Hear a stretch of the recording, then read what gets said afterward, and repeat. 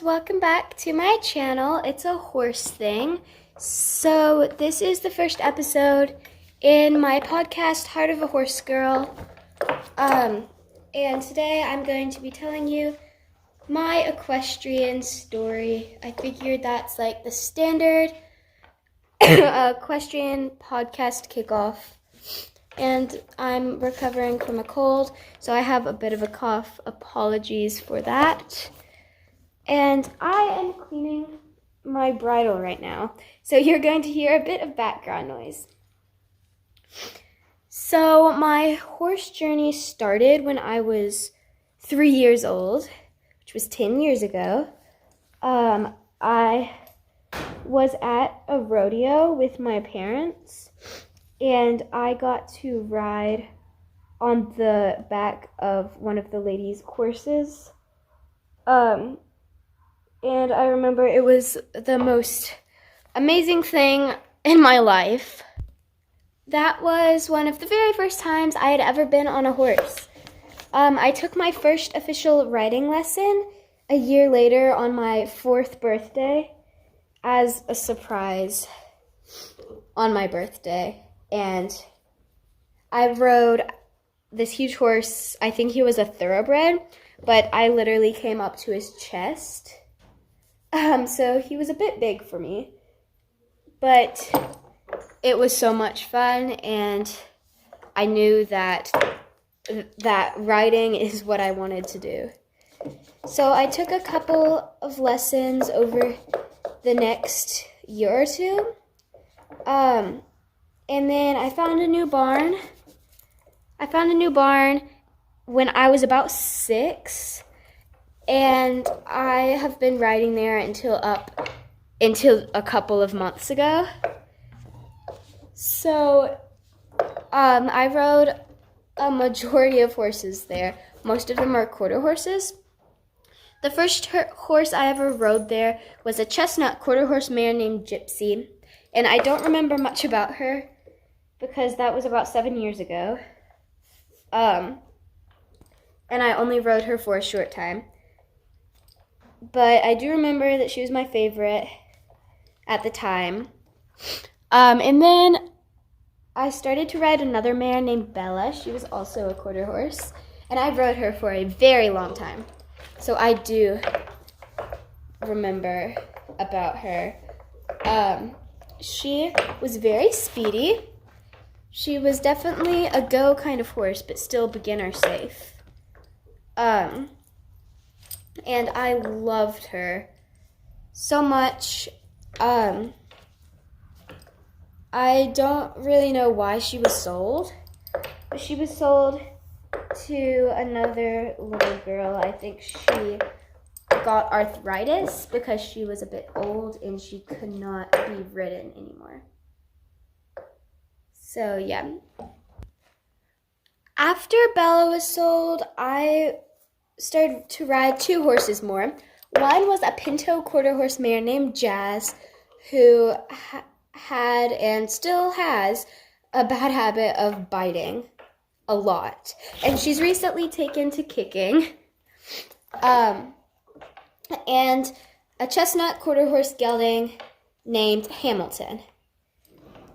So Hamilton was definitely a more go than whoa horse. He caused many frustrations with my beginner rider self when I used to ride him, because I would get frustrated at him because he wouldn't slow down the way I wanted him to, which most of the time was because I was leaning forward so much. And I clutched with my legs a lot. So I don't do that anymore. So yeah.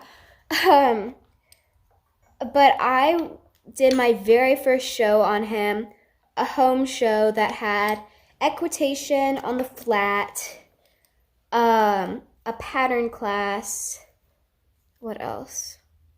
Hunter hack, and a stadium jumping class. And I won a 3rd place ribbon in the walk trot stadium jumping. class on Hamilton. It was my first ribbon, my first show. I was so excited. And to make it even sweeter, Hamilton had taken off on me during the pattern class, which was unfortunate, and I was very upset about that. But hey, we still ended up good. And Hamilton passed away in his sleep of old age about a year ago, probably. And I was very sad. But I had already started riding another horse. She was a Pinto quarter horse mare named Rain. She had the most gorgeous blue eyes. She was very green, very speedy. And this, right now, we're about 2 years ago, around 2 years ago. And I was so excited to get to ride Rain because you had to be a good rider to ride her. Because, again, she was green.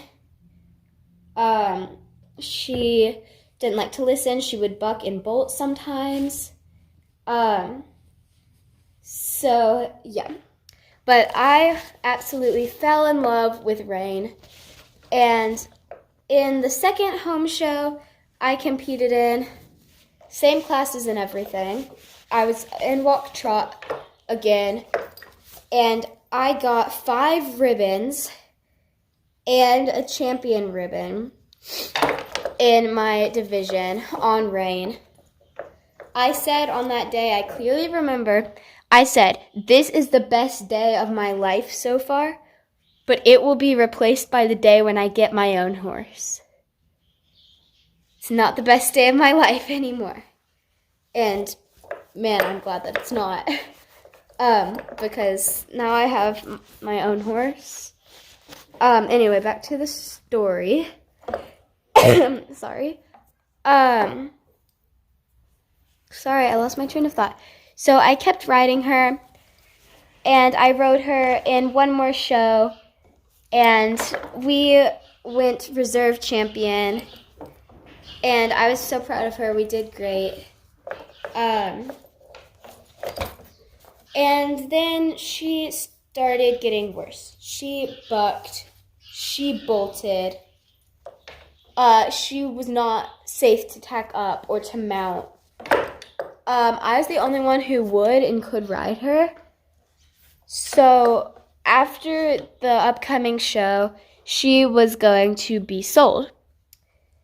And then a week before the show, no warning whatsoever, we got a call. My sister had a lesson that day, and my dad took her.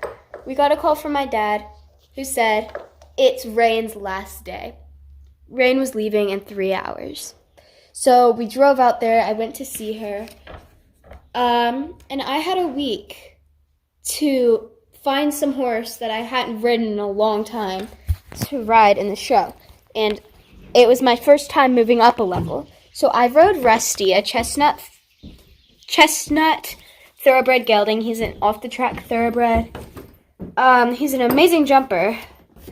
But I really needed to spend some time getting to know him, you know? So I rode him in the show, and we ended up with 2 second-place ribbons and a third-place ribbon. 3rd place in jumping, 2nd place in pattern, and 2nd place in equitation on the flat. And then October 30th, 2022, Venus came home. So it's been over a year since Venus has come home. She was a Western trail horse when we got her. I had only cantered a couple times before. I had only cantered a jump a couple times before. I never jumped more than a cross rail. I don't think Venus had ever jumped before. And look at her now. We are jumping 2-foot verticals. We've perfected walk, trot, canter. I honestly can't believe how far she's come. It is so amazing. And honestly, that's crazy. It's amazing. So anyway, I hope you enjoyed the first episode of my podcast. And if you enjoy it, I'll make some more. If not, I won't. Anyway, I will see you next time. Bye.